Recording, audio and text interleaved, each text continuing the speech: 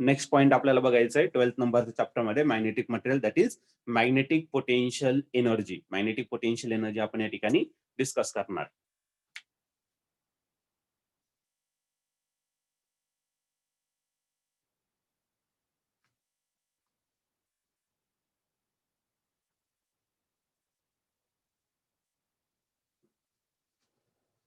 Potential energy म्हटलं तर potential energy नेहमी कशाने रिप्रेझेंट केला जातो, तर लेटर यू ने या ठिकाणी आपण रिप्रेझेंट करणार आहे. ठीक आहे. आता magnetic potential energy bar magnet वरती प्लेस करायचा आणि त्याच्यासाठी आपण टॉर्कचा फॉर्म्युला पण या ठिकाणी बघितलेला आहे. ठीक आहे.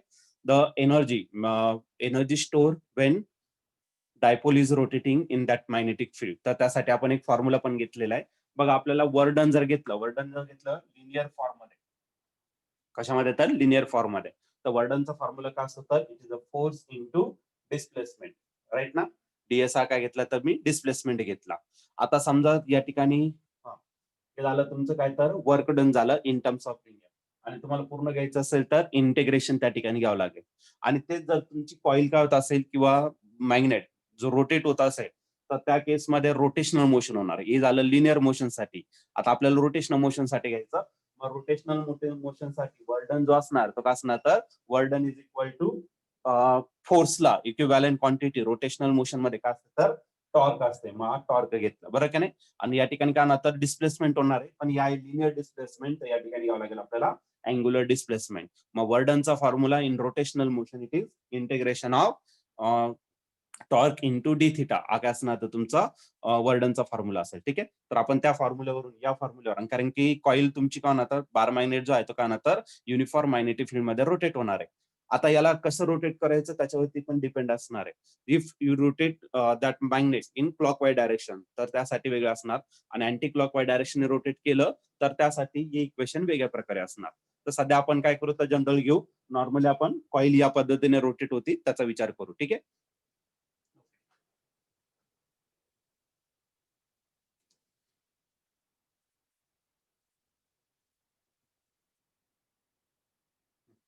we know that work done is equal to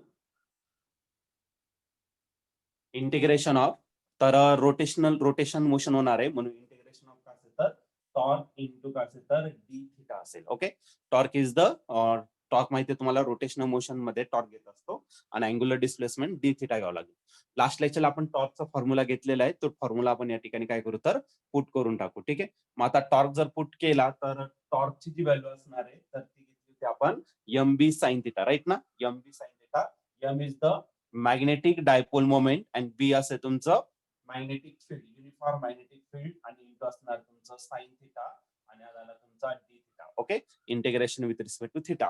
आता कॉईल कसा रोटेट करायचा, तर याच्यासाठी इनिशियल अँगल काहीतरी असणार आहे. मग याला आपण काय करू, तर डेफिनाइट इंटिग्रल मध्ये कन्वर्ट करू. म्हणजे याला लिमिट द्यावं लागेल कुठून कॉईल रोटेट होणार आहे आणि कुठपर्यंत जाणार. बरं का नाही. मग या ठिकाणी काय करू, तर इनिशियल अँग्युलर डिस्प्लेसमेंट असेल तुमचं theta not.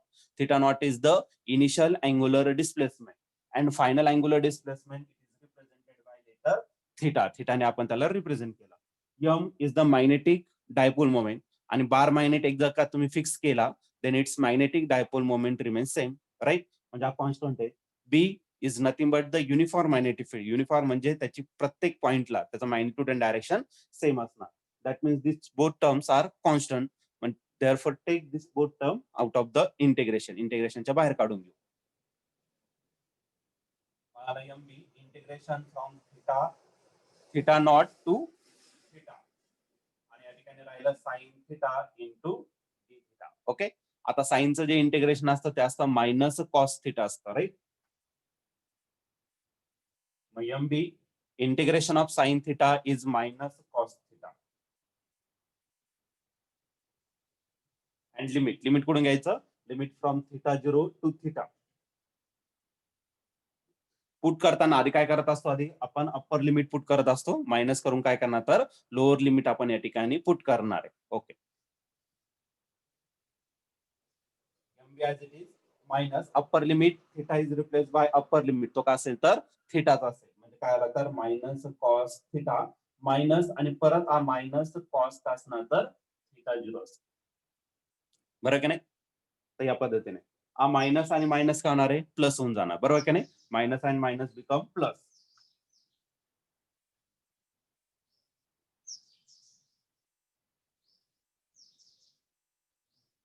Okay, minus cos theta minus minus plus आणि कॉस थिटा 0 झाला. पण याला रिराईट करू आणि रिराईट केल्यानंतर आपण काय करणार आहे, तर पहिले पॉझिटिव्ह टर्म लिहिणार आणि नंतर निगेटिव्ह टर्म, नंतर याच्या डिफरंट केसेस घेऊ. इनिशियल अँगल किती असेल तर काय होणार आहे, तर त्या पद्धतीने आपण काय करू तर डिस्कस करू.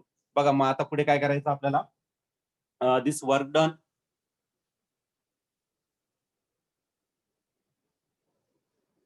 एमबी कसा दिला, पहिले मी पॉझिटिव्ह टर्म लिहिणार आहे, कॉस थिटा 0 सुरुवात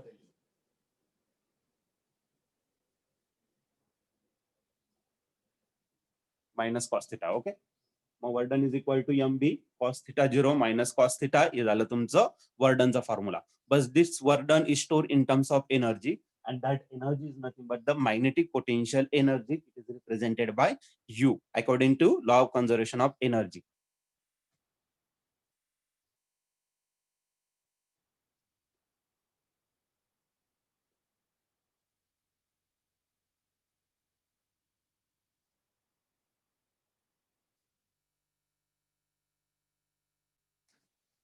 This burden is stored in terms of magnetic potential energy.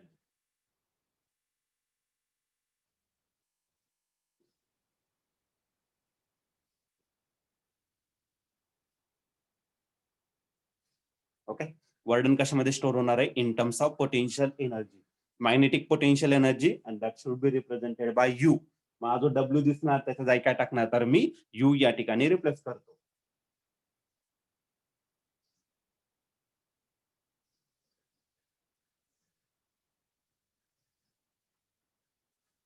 Okay, मग काय घेतलं तर M B in bracket cos theta 0 minus cos theta is the magnetic potential energy store when that's magnetic dipole. Okay, म्हणजे mine bar magnet which is rotate in a uniform magnetic field. तर त्या केसमध्ये इतकी energy त्याच्यामध्ये develop होणार. मग आता याच्यामध्ये डिफरंट केसेस घ्यायच्या. आता डिफरंट केसेस घेताना मला दोन कंडिशन असणार. इनिशियल अँगल सपोज 0 असेल तर त्यासाठी एक केस असेल, आणि दुसरी काय, इनिशियल अँगल जर 90 डिग्री असेल. डायरेक्ट 90 म्हणजे काय, 0 असेल म्हणजे काय, तर युनिफॉर्म मॅग्नेटिक फील्ड त्याच्यामध्ये प्लेस केलेली अशी पॅरलल असणार आहे, आणि दुसरी काय तर परपेंडिक्युलर असणार आहे, बरोबर की नाही. मग आपण एक काम करू, पॅरलल साठी किती असणार आहे आणि आपल्यासाठी जी महत्वाची आहे ती पण आपण कन्सिडर करू. ठीक आहे, मग दोन्ही केसेस आपण या ठिकाणी पुट करणार आहे. मग केस नंबर 1 कन्सिडर करतो.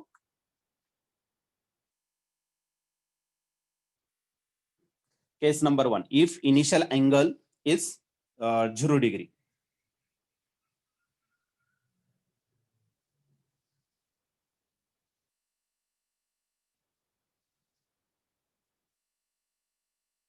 If initially theta 0 is equal to 0 degree, then this potential energy, magnetic potential energy is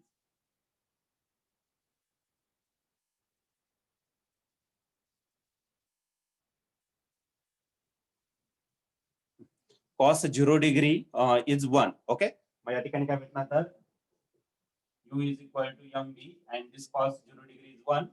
1 minus काय झाला तर cos theta झाला, बरोबर की नाही.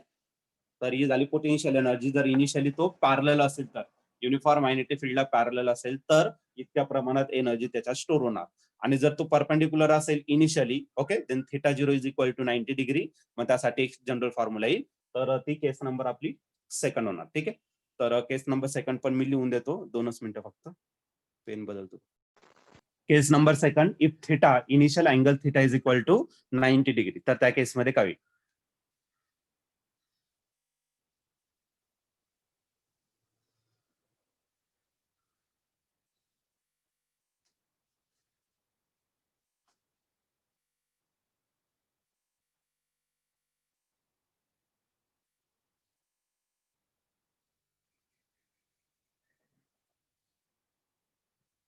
If initially theta 0 is equal to 90 degree, then this magnetic potential energy U is equal to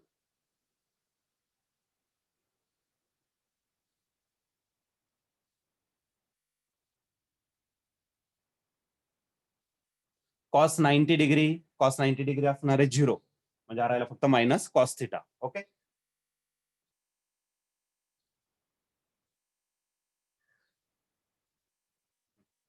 zero minus cos theta is minus cos theta.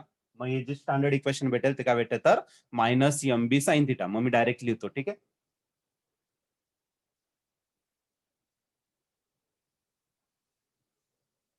Minus M B cos theta, sorry, minus M B cos theta आका झाला तर तुमचं final answer झालं.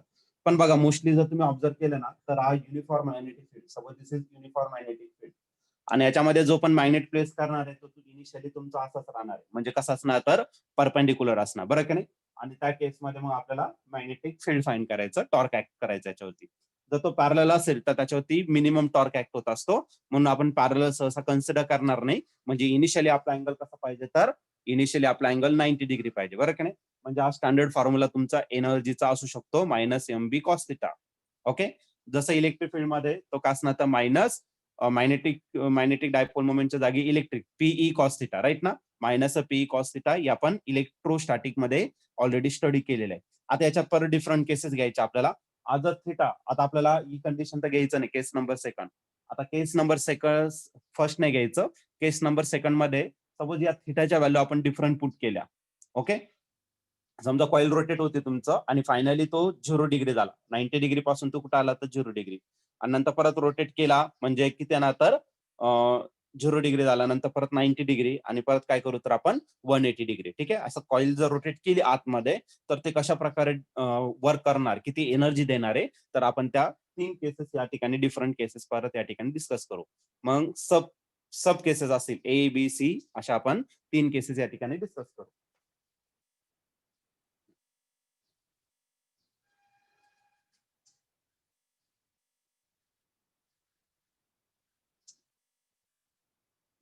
When theta is equal to theta 0.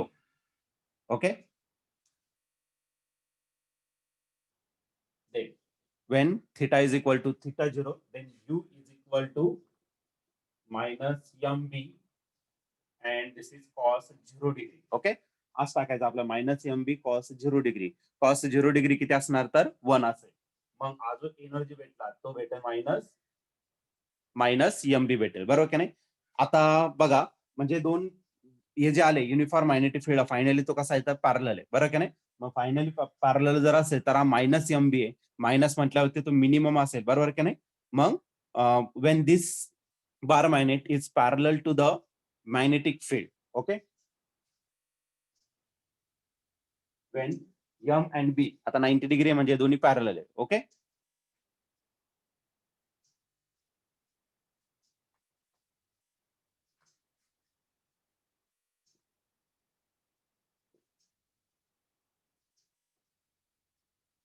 in this position m bar and b bar, this m आणि b बार घेण्याच्या मी scale magnitude मध्ये घेतो. If m and b are parallel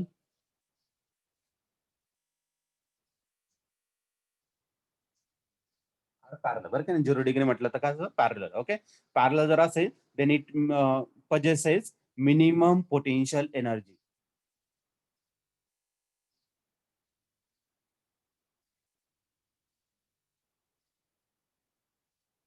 Then it possesses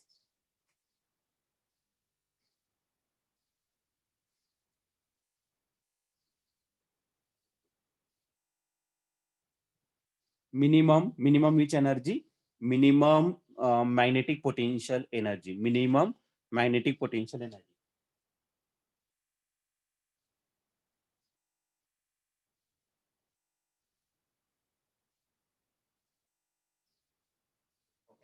मग पॅरलल जर आला असा rotate करता डायरेक्ट पॅरलल आला तर मिनिमम पोटेन्शियल एनर्जी त्या केस मध्ये डेव्हलप होणार आहे. ही झाली तुमची केस नंबर 2 मधली पहिली केस. ओके. आता केस नंबर 2 मधली आपण सेकंड केस घेऊ.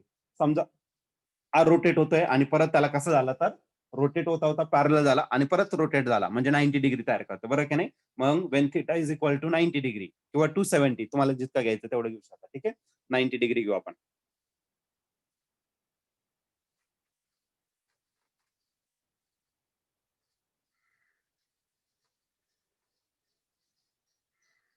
बघा आता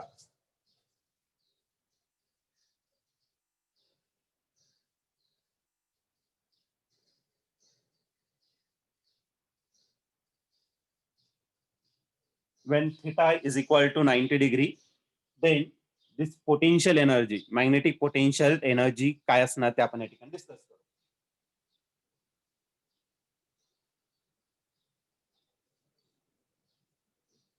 cos theta टाकलं minus mb cos theta, theta is 90 degree and cos 90 degree is equal to 0.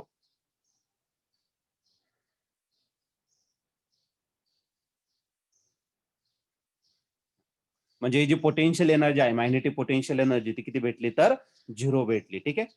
तर त्या ठिकाणी मॅग्नेटिक पोटेन्शियल एनर्जी 0 आहे, तेवढं आपण या ठिकाणी रिप्रेझेंट करू. ठीक आहे. In this position this m and b are perpendicular, then it possesses minimum नाही म्हणता येईल, 0 पोटेन्शियल एनर्जी म्हणा. मिनिमम मग मायनस आला आणि दुसरा प्लस येईल, बरोबर की नाही. मग 0 पोटेन्शियल एनर्जी त्या ठिकाणी कन्सिडर करावं लागेल. ठीक आहे.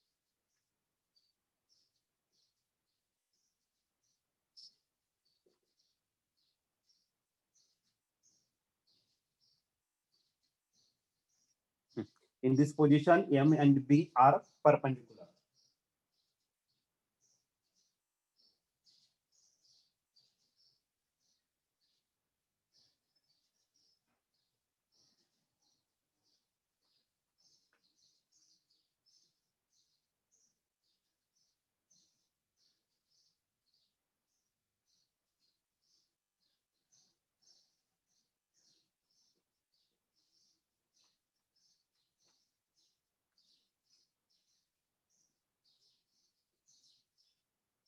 Potential energy. ओके.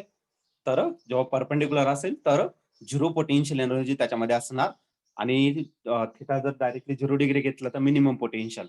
आता पुढचं केस घेऊ आपण. समजा तो आणखीन रोटेट झाला, असा होता पॅरलल होता, असा होता पहिले, नंतर पॅरलल आला, बरं फायनली. मग त्या केसमध्ये घेतलं, नंतर परत परपेंडिक्युलर झाला आणि परत रोटेट होणार आहे या साईडला, म्हणजे किती तर असा फिरून आलाय म्हणजे 180 डिग्री काय क्रिएट करणार, बरं की नाही. अँटी पॅरलल असेल, मग अँटी पॅरलल जर असेल तर त्या केसमध्ये किती पोटेन्शियल एनर्जी डेव्हलप होणार आहे तो आपण या ठिकाणी डिस्कस करणार. मग सी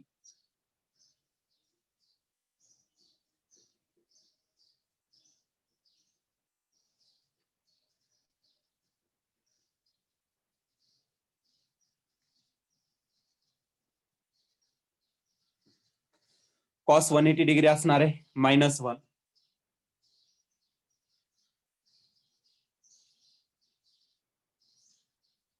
मायनस मायनस का होणार आहे प्लस होणार, बरं की नाही. मग अजून मॅग्नेटिक पोटेन्शियल एनर्जी आहे that is plus MB. Okay. Magnetic potential energy plus MB.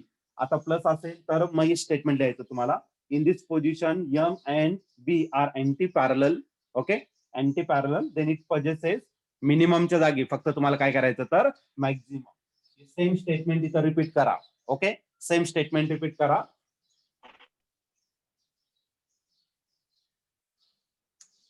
Only in the place of minimum we have to replace maximum magnetic potential energy. Okay. मग अशा आपण 3 प्रकारच्या काय घेतल्या तर या ठिकाणी कंडिशन्स घेतलेल्या आहे आणि तिघांनाही मॅथमॅटिकली आपण प्रूव्ह घेतलेलं आहे, प्रूव्ह केलेलं आहे, बरं की नाही. मग 2 नंबरची केस नंबर 2 आणि त्याचा परत सब केसेस घेतल्या आपण. फायनल अँगल किती असणार आहे त्याच्यावरती आपण सब केसेस या ठिकाणी डिस्कस केलेले आहे.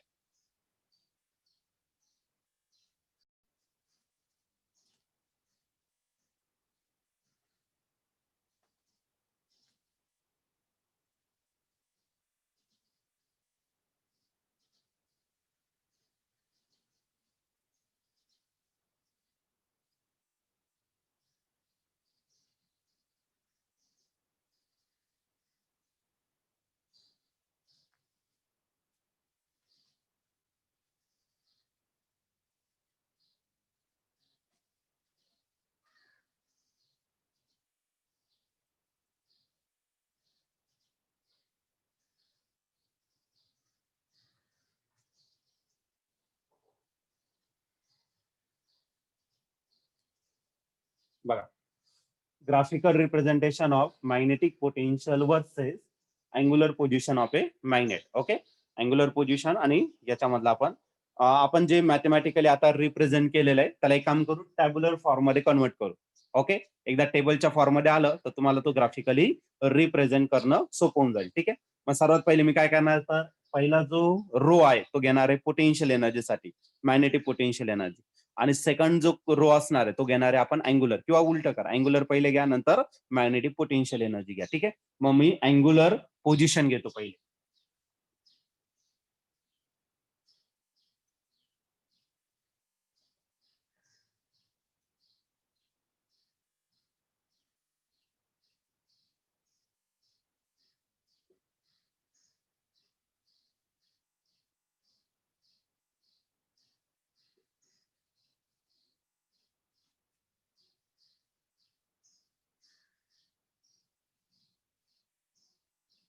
ओके, अँग्युलर पोझिशन वर्सेस दिस मॅग्नेटिक पोटेन्शियल एनर्जी.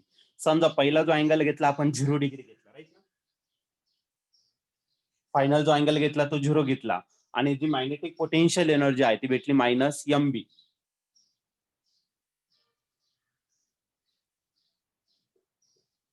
नंतर आपण घेतला 90 डिग्री, बरोबर की नाही. फायनली तो मॅग्नेट जो आहे तो 90 डिग्री कव्हर करणार, त्यावेळेस मॅग्नेटिक पोटेन्शियल एनर्जी भेटेल तुम्हाला 0.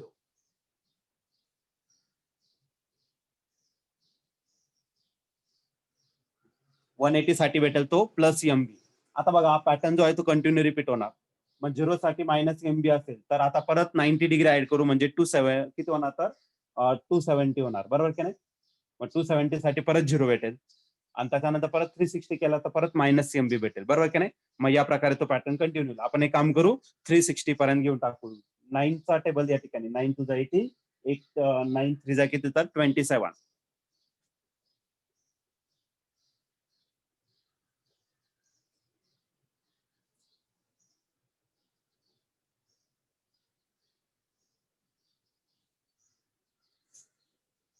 ते आपण घेतलेलं नाही, पण तुम्ही सॉल्व्ह केलं तर पुढचं भेटेलच. आता पुढे पण घेऊ शकता, 450 साठी घेऊ शकता, 540 साठी. मग 90 डिग्री तुम्ही ऍड केलं तरी चालेल. ठीक आहे, त्याचं काय अडचण नाही. आपण इथपर्यंत सॉल्व्ह केलेलं आहे, पुढचं मी सॉल्व्ह नाही करून दिलं, पण तुम्हाला तेवढं समजून जाईल, तेवढं काय अवघड नाही, बरोबर की नाही. तर हे टॅब्युलर फॉर्म कम्प्लीट झालेला आहे. आता आपल्याला घ्यायचं तो ग्राफिकल पार्ट घ्यायचा, ग्राफिकली कसं दिसणार आहे, तर त्याचा पार्ट आपण या ठिकाणी.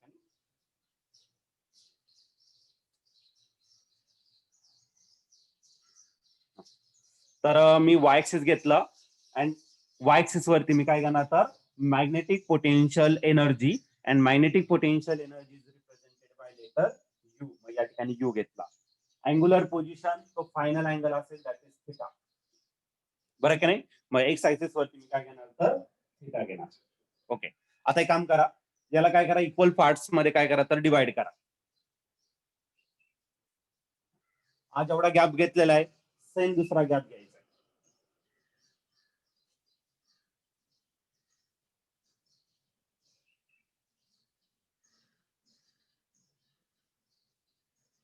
या पद्धतीने, ठीक आहे. मग हा काय रिप्रेझेंट करणार, हा जो डॉटेड लाईन दाखवलाय तो 90चा गॅप आहे. ओके, म्हणजे इथला जो अँगल असणार तो किती असणार, तर दॅट इज 0. नंतरचा जो अँगल असणार आहे तो असणार तुमचा 90 डिग्री, नंतर 180 डिग्री. ओके, 360 पर्यंत आपण या ठिकाणी कंप्लीट केलेलं आहे. आणि पोटेन्शियल एनर्जी जी आहे तर ती एमबी प्लस एमबी आणि -mb च्या मध्ये, आणि मध्ये 0, बरोबर की नाही. म्हणजे वरती पॉझिटिव्ह रिप्रेझेंट करणार, आणि खालचा जो पार्ट आहे तो काय करणार, तर निगेटिव्ह या ठिकाणी रिप्रेझेंट करणार. मग हा झाला तुमचा एमबी. जेवढं डिस्टन्स तुम्ही वरती घेतलेलं आहे तेवढं डिस्टन्स खाली घ्या. हा जो असेल तो काय असेल, तर -mb. आता बघा, 0 डिग्री ज्यावेळेस व्हॅल्यू आहे त्यावेळेस किती आहे, -mb. मग 0 डिग्री, 0 डिग्री त्यावेळेस तुम्हाला -mb हा पहिला पॉईंट भेटला. क्लिअर आहे. 0 डिग्रीला -mb. नंतर 90 ला किती भेटला, 0 भेटला. ओके, 180 ला किती भेटला, +mb. हा बघा, 180 आणि हा +mb. 270 ला घेतलं तर 270 ला 0 आहे, आणि 360 ला परत किती आहे, तर -mb. जे पण पॉईंट आहे तर मी ते डॉटने या ठिकाणी रिप्रेझेंट केलं. आता हे जे पॉईंट भेटले त्याला काय करू, तर आपण ग्राफिकली या ठिकाणी रिप्रेझेंट करू. मग हे जे सर्व पॉईंट आहे ते काय करा, एका कर्वने काय करा, तर जॉईन करा. आता कोसाईन आहे, कोसाईन कर्व तुम्हाला या ठिकाणी रिप्रेझेंट करायचं.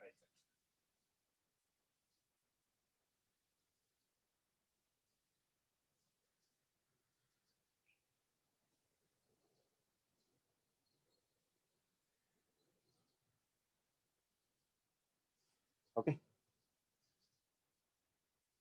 या प्रकारे तुम्ही काय करू शकता, तर आकार रिप्रेझेंट करू शकता. पुढे हा परत असं कंटिन्यू होणार. कळलं का नाही? आणि याला जो एक्स्ट्रीम पोझिशन पासून निगेटिव्ह एक्स्ट्रीम किंवा पॉझिटिव्ह एक्स्ट्रीम पासून त्याला कोसाइन कर्व म्हटलं जातं. ओके, मग या पद्धतीने हा कर्व काय होणार, पुढे कंटिन्यू होत राहणार. जर तुम्हाला पुढे वाढवायचं तर तुम्ही वाढू शकता. मग पुढे कसं येणार, वरती जाणार परत खाली येणार, बरं की नाही? या पद्धतीने तो कर्व पुढे कंटिन्यू होणार. मग हे झालं ग्राफिकल रिप्रेझेंटेशन कोणाचं, potential energy versus angular displacement किंवा angular position of that magnet. Okay, okay. आता यायचं आपल्याला अँग्युलर सिम्पल हार्मोनिक मोशन. आता याच्यात थोडस मी काय करणार, तर ट्विस्ट करणार. ठीक आहे, आता बघा, अँग्युलर मोशन जर घेतलं तर तुम्हाला काय करावं लागेल, तर ऍक्सलरेशन फाइंड करायचं, बरोबर की नाही? कारण की D square X upon D T square हा ऍक्सलरेशन रिप्रेझेंट करतो. मग आपल्याला कोणतं घ्यायचं ऍक्सलरेशन, आपल्याला घ्यायचं अँग्युलर ऍक्सलरेशन. ओके, मग आपण एक काम करू, तर अँग्युलर ऍक्सलरेशन तुमचं टॉर्क मध्ये येणार, कारण टॉर्कचा फॉर्म्युला आय अल्फा आहे, बरं की नाही?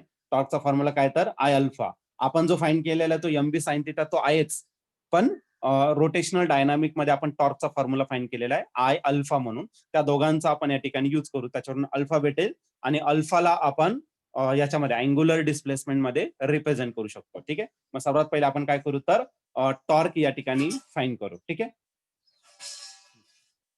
Torque acting on a bar magnet rotating in a uniform magnetic field. पण बघा, पहिल्या केसमध्ये आपण थोडंसं याच्यामध्ये थोडं वेगळ्या प्रकारे घेणार आहे. काय वेगळ्या प्रकारे घेणार ते समजून घ्या. तर बघा, हा जो बार मॅग्नेट आहे तो बार मॅग्नेट आपण असं रोटेट करायचो, बरं की नाही, युनिफॉर्म मॅग्नेटिक फील्ड मध्ये.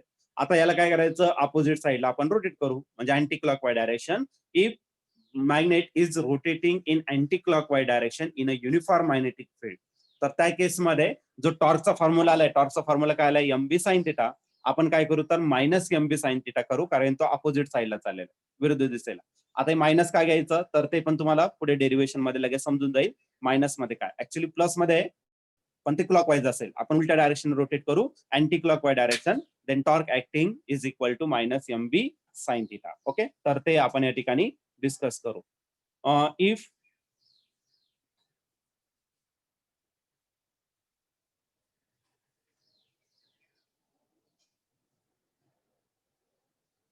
we rotate काय, तर magnet. Okay, rotate a magnet in anti-clockwise direction in a uniform magnetic field.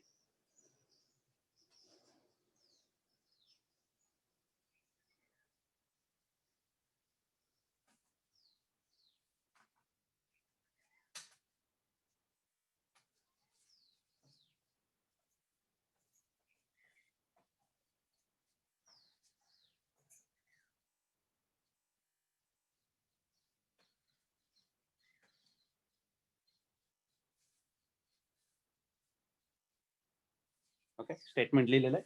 If you rotate magnet in a anti-clockwise direction in a uniform magnetic field, then torque acting in that case, तर torque जो असणार आहे,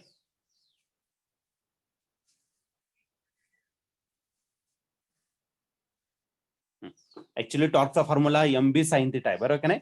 पण आपण anti clockwise direction rotate केला म्हणून तो काय झाला, तर minus M B sine theta झाला. समजा आपण अजून थिटा आहे फायनल, समजा कॉईल जो आहे तो डायरेक्टली असा आहे आणि त्याला फक्त काय केलं, तर काही स्मॉल अँगलने आपण रोटेट केलेलं, बरं की नाही? व्हेरी स्मॉल अँगलने काय करतो, तर रोटेट करतोय.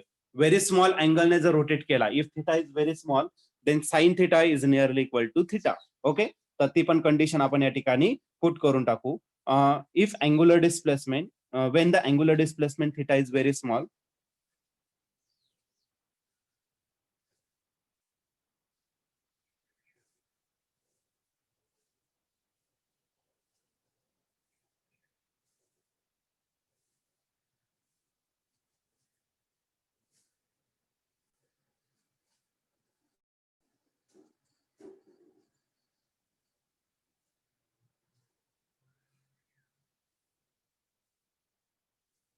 okay, when the angular displacement theta is very small, then sin theta is nearly equal to theta. Okay, sin theta त्या केस मध्ये काय असेल, तर फक्त थिटा असेल.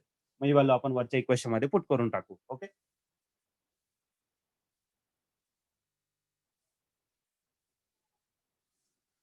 साइन थिटाच्या रिप्लेस मध्ये आपण थिटा घेतला अँग्युलर डिस्प्लेसमेंटच्या टर्म मध्ये. ओके, इथपर्यंत सगळ्यांना समजलं असेल.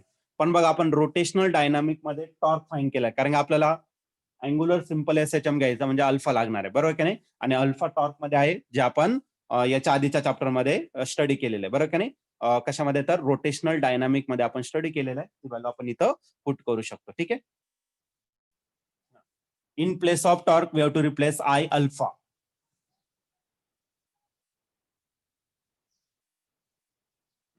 What is I? I is the moment of inertia.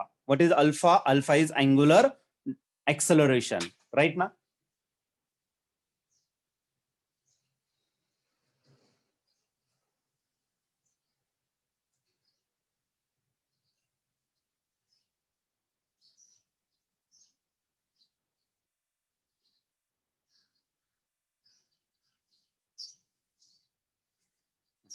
Where I is moment of inertia.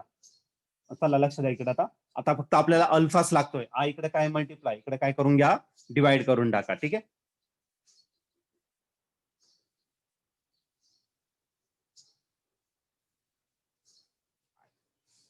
What is angular acceleration? Angular acceleration काय असतं? It is the rate of change of angular velocity म्हणजे D omega upon D T.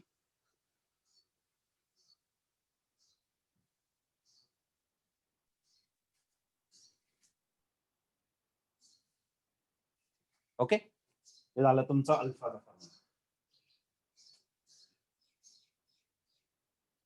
पण omega पण माहिती आहे आपल्याला. What is omega? Omega is rate of change of angular displacement म्हणजे omega is equal to D theta upon D T.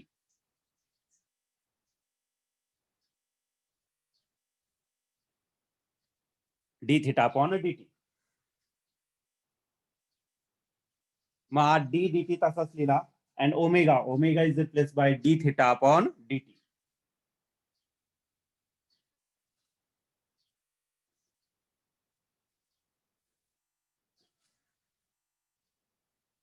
ठीक आहे.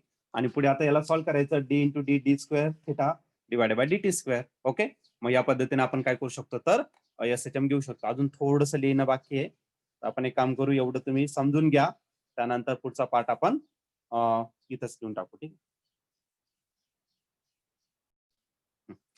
तर मल्टिप्लाय करा. डी इंटू डी काय होणार आहे? D square theta.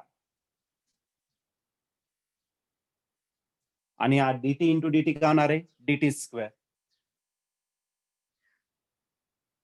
Is equal to, इकडे काय राहिलं तर इकडे राहिला minus M B upon I into theta.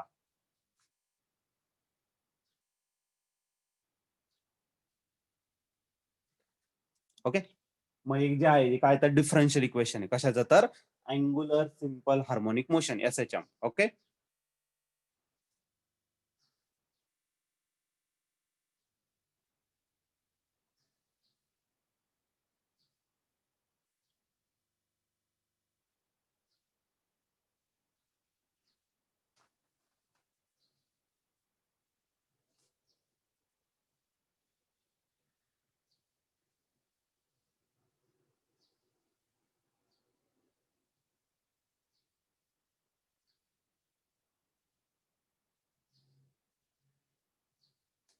Okay, हे झालं तुमचं डिफरन्शियल इक्वेशन अँग्युलर एसएचएमचं. ठीक आहे, सिंपल हार्मोनिक मोशन. आणि हार्मोनिक मोशन करते आपण ग्राफिकली रिप्रेझेंट केलेलंच आहे, बरोबर का नाही. आता पुढे जाऊ. बघा लिनियर अँग्युलर एसएचएम जो आहे त्याला कम्पेअर करू आणि त्याला लिनियरला अँग्युलर मध्ये कन्वर्ट करून दोघांना कम्पेअर करू. मग आपल्याला एक स्टँडर्ड टर्म भेटेल आणि त्याच्यावरून मग बाकीच्या उरलेल्या टर्म्स आपण फाइंड करू शकतो. ठीक आहे.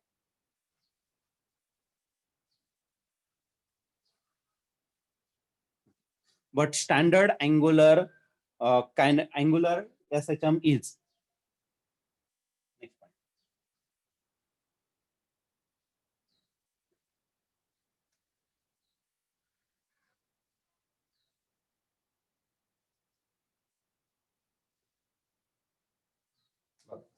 आधी मी स्टँडर्ड लिहिण्याआधी linear angular kinematic angular SHM linear SHM लिहून देतो तुम्हाला. त्याचं इक्वेशन, डिफरन्शियल इक्वेशन काय? D square X upon D T square plus omega square is equal to 0 आहे.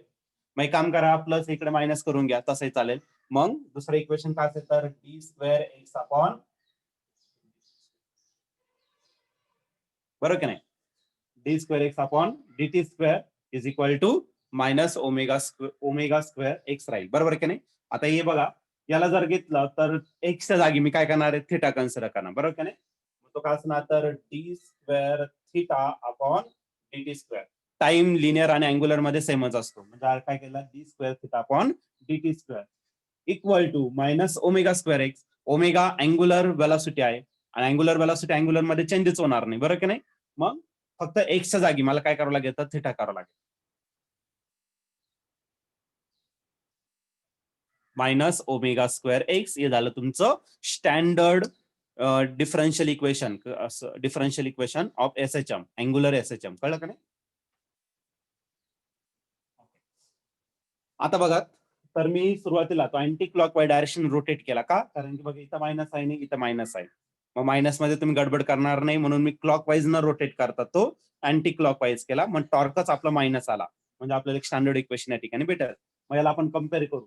हे बघा सेम आहे, लेफ्ट साइड सेम आहे, याचा अर्थ राईट साइड पण सेम असेल. एक्स नाही तिथं थिटा पाहिजे. थिटा थिटा कम्पेअर करू शकतात. म्हणजे करायला ओमेगा स्क्वेअर आणि ब्रॅकेटची टर्म दोन्ही का असले पाहिजे, सेमच असलं पाहिजे. बरं का नाही. मग कम्पेअर जर केलं तर ओमेगा स्क्वेअरची व्हॅल्यू भेटून जाईल आणि ती भेटेल एम बी अपॉन आय. बरं का नाही.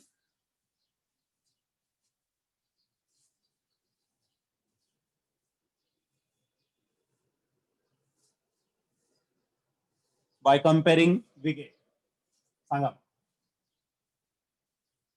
Omega square is equal to M B upon I. This is the angular velocity. Angular वेलॉसिटीचा स्क्वेअर आहे. आपण याला अँग्युलर वेलॉसिटी मध्ये कन्वर्ट करू शकतो. मग याचा स्क्वेअर रूट घेऊन. ठीक आहे. मग स्क्वेअर रूट घेतल्यानंतर ओमेगा भेटून जाईल.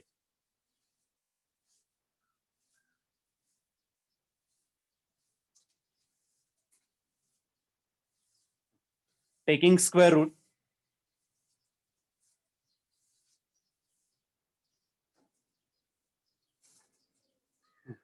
ओमेगा. मग ओमेगा भेटला under root of M B divided by I. M is magnetic dipole moment, B is magnetic field, I is the moment of inertia. I म्हणजे करंट ना काय घेऊ का, नाही तर मग गडबड करून टाकशाल. करंट नाही येतो तो काय तर मोमेंट ऑफ इनर्शिया, आणि काय झाली तर तुमची अँग्युलर वेलॉसिटी झाली. ठीक आहे. This is angular velocity.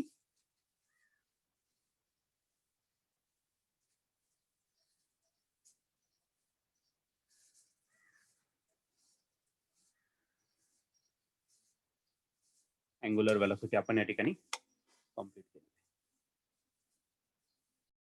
फक्त आता लिहिताना काय करा, this is angular velocity in angular SHM.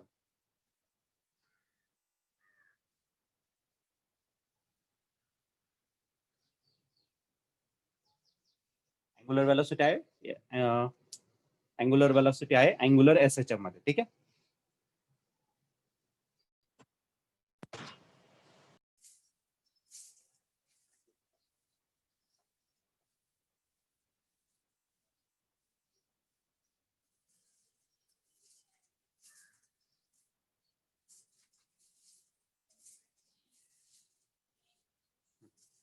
Time period, time represent केला तो टी ने. आता ओमेगा आणि टी याचं रिलेशन आपण रोटेशनल डायनामिक या चॅप्टर मध्ये बघितलेलं आहे, राईट ना. मग तोच फॉर्म्युला आपण या ठिकाणी कंटिन्यू करू. ठीक आहे.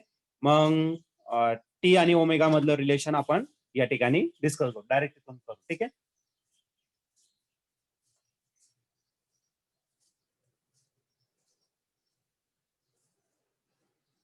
वी नो दॅट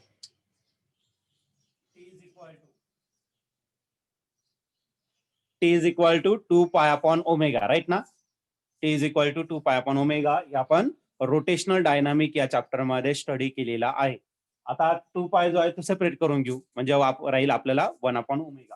किंवा ओमेगाची व्हॅल्यू डायरेक्टली पुट करा, नंतर त्याला अरेंज करून घेऊ. ओमेगाची व्हॅल्यू इतक्यात आपण फाइंड केली, ते होते under root of M B divided by I.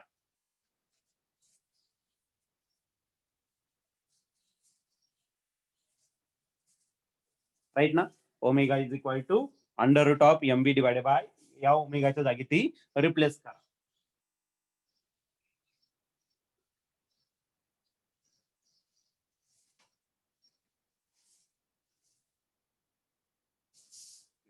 ठीक आहे. आता आय जो आहे तो कुठे डिनॉमिनेटरच्या डिनॉमिनेटरला, म्हणजे तू कुठे जायला पाहिजे तर तो जायला पाहिजे न्यूमरेटरला. मग याला स्टँडर्ड फॉर्म मध्ये कन्वर्ट करू. 2 पाय मी सेपरेट केला आणि डिनॉमिनेटरच्या डिनॉमिनेटरला म्हणजे याचं रेसिप्रोकल होणार, म्हणजे हा मोमेंट ऑफ इनर्शिया वरती जाणार आणि एमबी कुठे जाणार तर खाली येणार. ओके, मग टी इज इक्वल टू काय भेटणार तर T is equal to 2 pi under root of I divided by M B. आज आला तुमचा पिरियडचा formula. Okay, this is time period of angular SHM. Angular SHM चा पिरियड फॉर्म्युला झालेला. या फॉर्म्युला महत्वाचा आहे, पण याच्यामध्ये तुम्ही गडबड काय करणार आहे, आता तुम्हाला माहिती आहे आय म्हणजे मोमेंट ऑफ इनर्शिया. जेव्हा तुम्ही स्टडी करतात आय म्हणजे करंट, मग सगळं गडबड, बरोबर की नाही.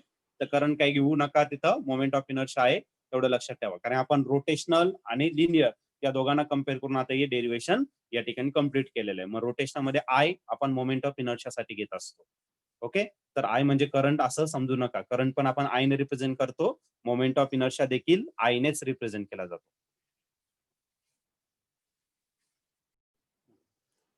पेज नंबर 253 वरती फर्स्ट एक्झाम्पल आहे, तर आपण ते रीड करतो आणि सॉल्व्ह करू. ठीक आहे. A bar magnet of moment of inertia, एक बार मायनेट दिलेला आहे, त्याचा moment of inertia 500 gram centimetre square दिलेला आहे. Moment of inertia is represented by letter I.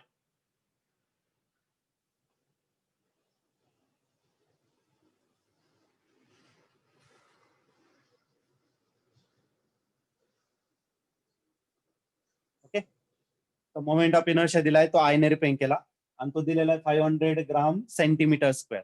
पण आपल्याला हे पाहिजे आपल्या स्टँडर्ड फॉर्म मध्ये, म्हणजे कोणतं, किलोग्राम आणि मीटर स्क्वेअर, बरं का नाही. मग याला कन्वर्ट करून घेऊ. 500 तसंच लिहिणार, किंवा 500 ला मी 5 इंटू 10⁻²² करू शकतो.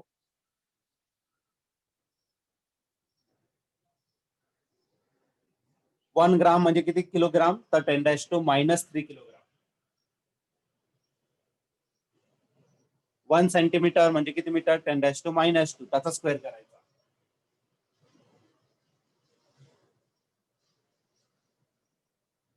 Okay, kilogram get convert into kilogram, centimetre get convert into metre square. आता याला अरेंज करून घेऊ, आपल्याला फॉर्म्युला भेटून जाईल, आपला स्टँडर्ड व्हॅल्यू भेटून जाईल. ओके, 5 इंटू 10⁻² आणि हा -3 झाला -1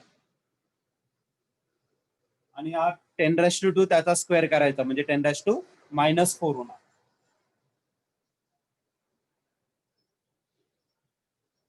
-4 आणि -1 की झाला तर -5.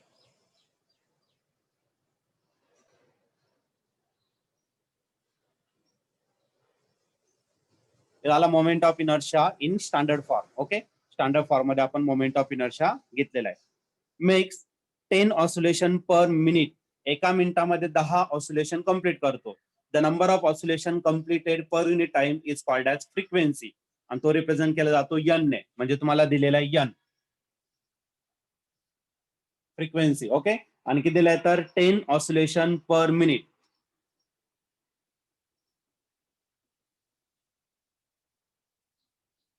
ओके, 10 ऑसिलेशन पर मिनिट, एका मिनिटामध्ये 10 ऑसिलेशन कंप्लीट करतो. पण आपल्याला एका सेकंदामध्ये किती ऑसिलेशन करणार ते काढायचंय. मग पर मिनिट आहे, मिनिट म्हणजे 1 मिनिट म्हणजे 60 सेकंड, मला 60 ने डिवाइड करा, मग तुम्हाला काय भेटत ऑसिलेशन पर सेकंड भेटत.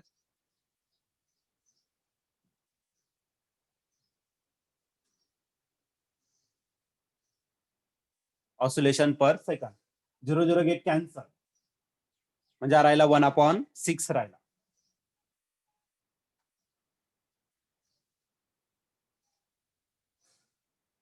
ओके, 1/6 ऑसिलेशन पर सेकंड. पण आपल्याला फ्रिक्वेन्सीच्या टर्म मध्ये नाही, पण आपल्याला टाइमच्या टर्म मध्ये, पिरियडच्या, बरोबर की नाही. आणि what is period, period is the reciprocal of this frequency. या फ्रिक्वेन्सीचा काय करा तर रेसिप्रोकल करून टाका.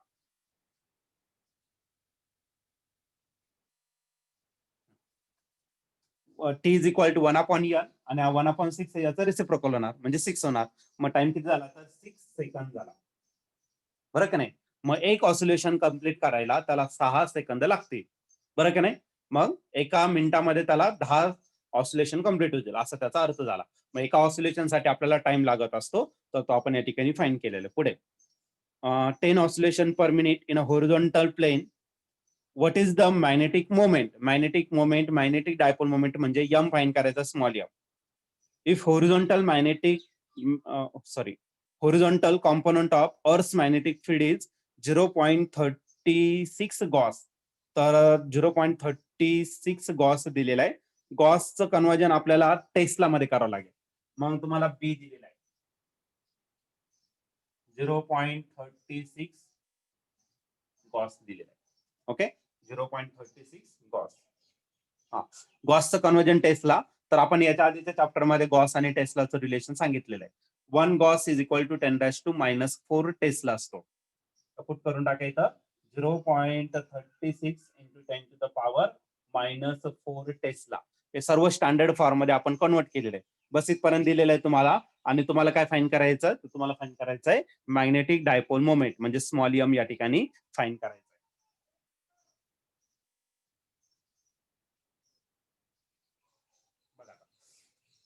आय दिलेला आहे मोमेंट ऑफ इनर्शिया, टाइम दिलेला आहे आणि बी दिलेला आहे.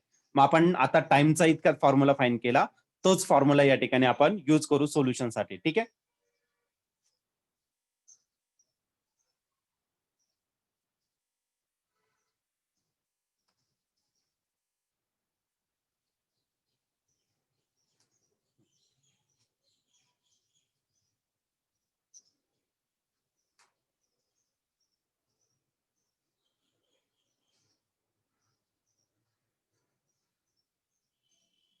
आता आपण टीचा फॉर्म्युला या ठिकाणी यूज करतोय आणि जो टीचा फॉर्म्युला आहे तो आहे √2 π√I divided by MB.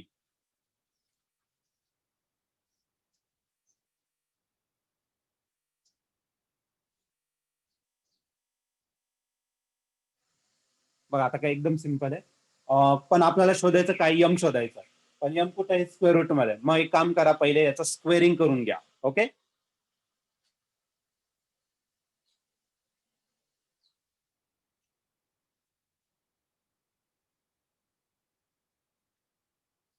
'Squaring on both side'.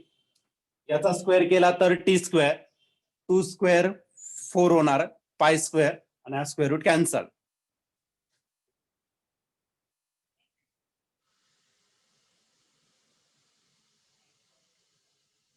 I upon M B. M इकडे घेणार आणि टी स्क्वेअर तिकडे जाणार खाली डिनॉमिनेटरला. बरोबर की नाही?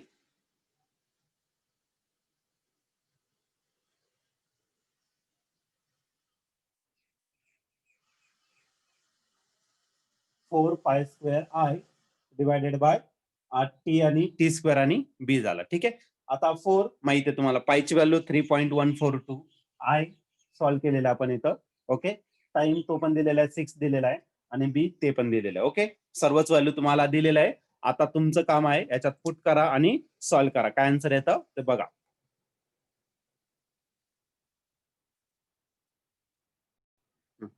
After putting all the values in this equation. Okay, तर आपल्याला जो आन्सर भेटणार आहे तर तो भेटेल 1.523 आणि magnetic dipole moment it is the product of current into area.